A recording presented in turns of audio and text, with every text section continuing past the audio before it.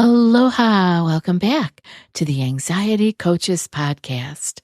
I'm your host and coach, Gina Ryan, and I'm so happy to be with you again today as we consider the many ways to bring your mind and body back to its natural peace and calm. In today's episode, we're talking about a skill that is often overlooked, but it can be deeply powerful on your healing journey, and this is self-compassion. I know you hear me talk about it, but today I want to dive into it a little more deeply so that you can see why it is so important. I remember hearing a Buddhist story a long time ago that really stuck with me, and it's been said that the Buddha considered all of his teaching to boil down to just two things: mindfulness and compassion. That's it. And when we think about it, the two are inseparable. Mindfulness is awareness, and compassion is what we bring to that awareness. When we're hard on ourselves, and most anxious people are, we set ourselves up for layer upon layer of suffering. Anxiety on its own is already difficult, but we add self-criticism, shame, and hard expectations on top of it, and it becomes heavier. This can even feed into depression, chronic stress, eating struggles, and anger issues. When we're hard on ourselves, like I said, most of us are, we are setting ourselves up for these layers of suffering. And again, I mentioned that Buddhist teaching I learned. I might as well talk about it here because I say it here, and when I say it, you're going to say, oh, I know, I kind of often wondered what you meant by that. It is the parable of the two arrows. And I'm sure you have heard me say, this is the second arrow. And what I'm referring to is what I'm about to talk about, the parable of the two arrows. I hope this will be helpful for you to remember the pain you might be causing yourself. Here it goes. The Buddha once taught about suffering by using a simple image. He said, imagine you're walking along and you're struck by an arrow. It pierces your side. Of course, the first arrow hurts. That pain is unavoidable. It's a part of being human. But then imagine that you take another arrow, the second arrow, out of your own quiver of arrows, and you shoot yourself with it. That's what often happens in our minds. The second arrow is all of the judgment, the self-criticism, the added fear, and the resistance that we add on top of the first pain. The first arrow is life itself. Stress happens. Fear arises. Anxiety surges. And losses in our life occur. The second arrow is what we do in reaction. By saying things like, I shouldn't feel this way. I'm weak. Why can't I get it together? Or, the one I hear all the time, this will never end. I'll never get it. Now, the Buddha explained that while we cannot always avoid the first arrow, the challenges of life and pains of life, we do have some choice about the second one. The second arrow is optional. I hope that that is helpful. We do have a choice how we respond. And sometimes by thinking about that in the terms of this parable with arrows might help us to remember it a little better. But how does this all relate to our anxiety, what we're talking about here today? Well, when we feel anxious, that's the first arrow. The nervous system fires up. It is doing exactly what it was built to do. You are not broken. The body feels shaky. The mind races. That's already painful enough. But then we often pile on the second arrow. Why am I like this? Everyone else is fine. What's wrong with me? Or I'll never get better. And one of the things that I want to know from you right now, and maybe you can put this in your journal, do you believe that you will get better? Do you believe that you can clear this chronic stress and anxiety that hangs around you like a cloud? Because that thought of I'll never get better is a second arrow. This self-criticism and judgment multiplies our suffering. It adds layers on top of the raw anxiety. And self-compassion is the practice of putting down that second arrow. We may not always stop the first arrow of anxiety or pain, but we can choose not to add more pain by being harsh with ourselves. Instead, we can meet the moment with what? What can we meet the moment with instead of being harsh? We can meet the moment with kindness, with patience, and with care. Now, sometimes it takes practice to learn how to do those things for yourself. So today we're going to find some ways to do that. So today, let's look together at how self-compassion can become gentle, but a very powerful tool in clearing your anxiety. Clearing anxiety and panic is never a straight road. It looks more like a ball of yarn, up, down, back, forth, tangles, knots.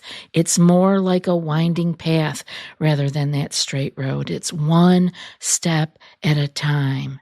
And one of the biggest traps that people fall into is judging themselves for not healing or clearing your struggles fast enough.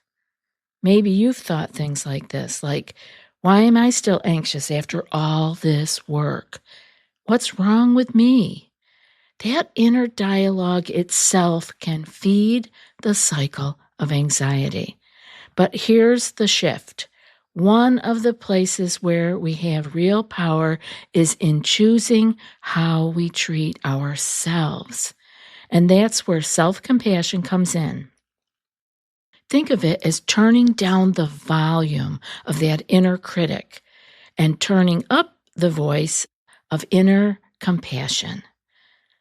I have 5 ways that you can practice self-compassion. And so I want to get those going for you. And if you want to jot them down, it will really help you to reflect on these every now and then to see again where you are at with this self-compassion. The first one is to bring your full attention to your need for compassion. I want you to notice, say to yourself, oh, I'm suffering right now. I need some kindness. We would see that in another, but we often don't see it in ourselves. And a simple physical gesture can help to ground this. Try placing your hand or both of your hands over your heart. This isn't just symbolic. It activates soothing physiology in the body. As you do that, you might gently say to yourself, it's okay. I'm here for you. I see that you're anxious, and I'm not leaving you. Yes, be there for yourself. Now, you can also pause, you can let your breath slow down, and you can feel the warmth of your own hand.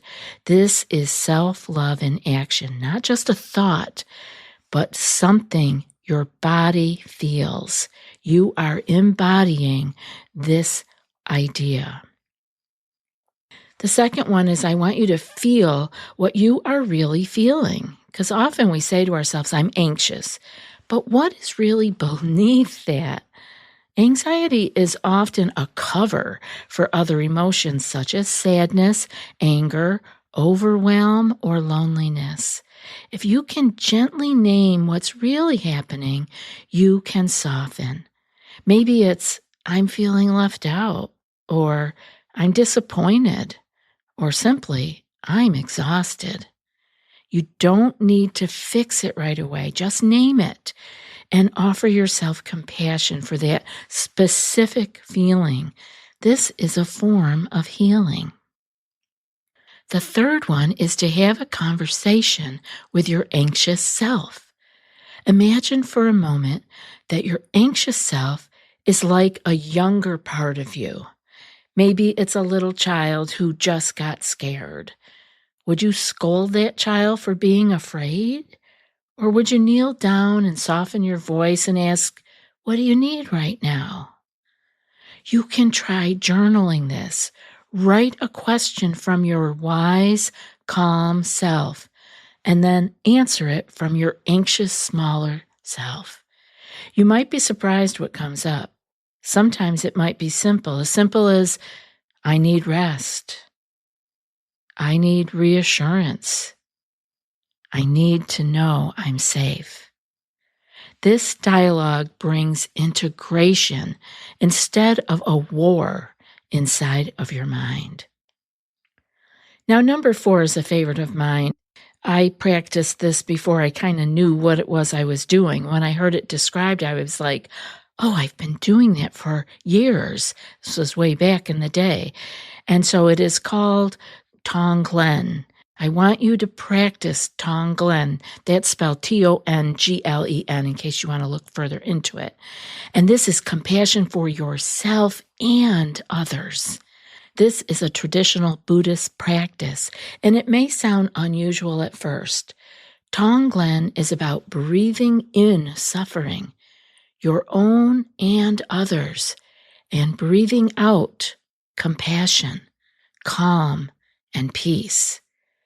So simply said, as you inhale, imagine, I am breathing in all the anxious energy, mine and the world's. And on your exhale, I am sending out calm, safety, and freedom from fear to myself and to everyone else who suffers. This practice is powerful because it connects us to the truth. And the truth is, we are not alone. Others are struggling right now, too. And when you give compassion outward, your own nervous system feels it too. And number 5, see and feel the separation between you and your anxiety. This is a key skill, and it's reminding yourself, I am experiencing anxiety, but I am not anxiety. So you got that? You're just experiencing it. It is not who you are. It is just a temporary state, like a passing storm that we talk about in the mountain meditation. You can reinforce this by saying, anxiety is here right now, but it will pass. I'm still me underneath this. Oh my gosh, that feels so good, doesn't it? Anxiety is here right now, but it will pass. I'm still me underneath this, no matter how long you've been struggling. Sometimes distraction helps in the moment, but it's not a practice I want you to use long term. Doing things such as stepping outside, moving away from the situation, sipping tea, calling a friend, or returning to a grounding exercise. The important thing is knowing that you are bigger than the anxious moment that is happening. Some of you might be feeling that this sounds a little strange, and I want to acknowledge that. Many people tell me self-compassion feels weird. It feels fake. I'm so used to criticizing myself.